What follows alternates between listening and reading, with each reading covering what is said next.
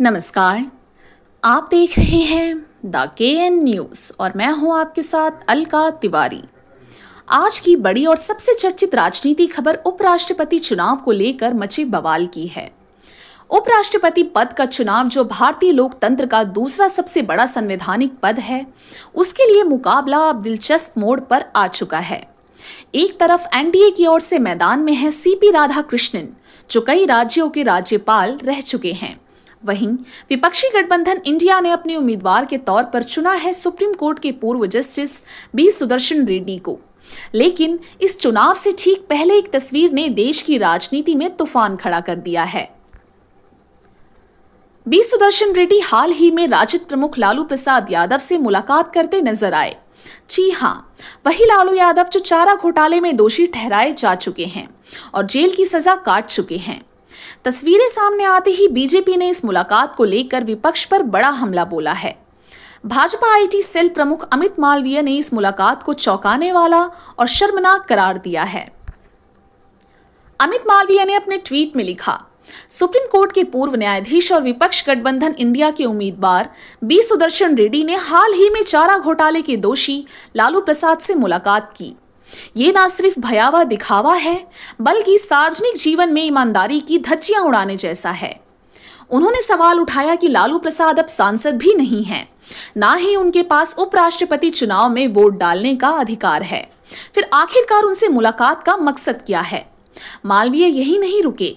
उन्होंने कहा कि सेवानिवृत्त न्यायाधीशों और संवैधानिक नैतिकता के स्वयंभू संरक्षकों की इस मामले में चुप्पी पाखंड को उजागर करती है। बीजेपी का आरोप साफ है, विपक्ष अपनी राजनीतिक जरूरतों के लिए किसी भी हद तक जा सकता है।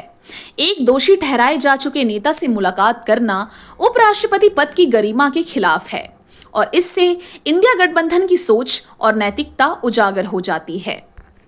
वहीं दूसरी ओर विपक्षी खेमे का मानना है कि बी सुदर्शन रेड्डी की उम्मीदवारी केवल चुनावी रणनीति का हिस्सा नहीं है, बल्कि एक बड़े संदेश की कोशिश है। विपक्ष ये दिखाना चाहता है कि न्यायपालिका से जुड़े वरिष्ठ लोग भी सरकार के खिलाफ खड़े हो सकते हैं और भारत में संवैधानिक पदों पर चुनाव सिर्फ राजनीति से नहीं, बल्कि सामाजिक गठजोड़ से भी तय होते हैं। हालांकि अभी तक इंडिया गठबंधन की ओर से इस विवाद पर कोई आधिकारिक बयान नहीं आया है। अब जरा समझते हैं उपराष्ट्रपति चुनाव का गणित। उपराष्ट्रपति का चुनाव सांसदों के वोट से होता है। कुल 788 सांसद इस वोटिंग में हिस्सा लेते हैं। लोकसभा और राज्यसभा दोनों मिलकर वर्तमान में एनडीए के पास बहुमत है, लेकिन विपक्ष भी मुकाबले को दिलचस्प बनाने के लिए कोई कसर नहीं छोड़ रहा है। यही वजह है कि विपक्ष लगातार राजनीति संकेत भेज रहा है, कभी मुलाकातों के जरिए तो कभी गठबंधन की एकजुटता दिखाकर। अब बड़ा सवाल ये है कि लालू प्रसाद यादव, जो खुद अब सांसद नहीं हैं, जिनके पास वोटिंग का अधिकार नहीं है, तो फिर इस मुलाकात की जरूरत क्यों पड़ी? राजनीतिक विश्लेषकों की माने तो लालू यादव का कद बिहार की राजनीति में बेहद बड़ा है।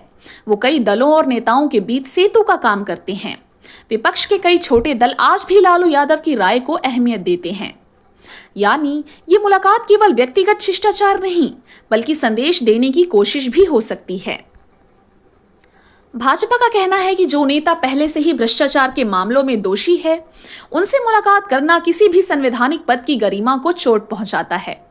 वहीं विपक्ष की दलील है, राजनीति में बातचीत और मुलाकातें ही लोकतंत्र की ताकत होती हैं और ये मुलाकात किसी भी संवैधानिक नियम के खिलाफ नहीं है। सवाल साफ है, क्या ये मुलाकात महज एक औपचारिकता थी या फिर इसके पीछे गहरी राजनीतिक रणनीति छिपी है? तो फिलहाल इस बड़े मुद्दे पर आपकी क्या राय है? क्या विपक्ष का दांव सही है या भाजपा का हमला? अपनी राय हमें कमेंट सेक्शन में जरूर बताएं। मैं हूं आपके साथ अलका तिवारी। आप बने रहिए द KN न्यूज़ के साथ। नमस्कार।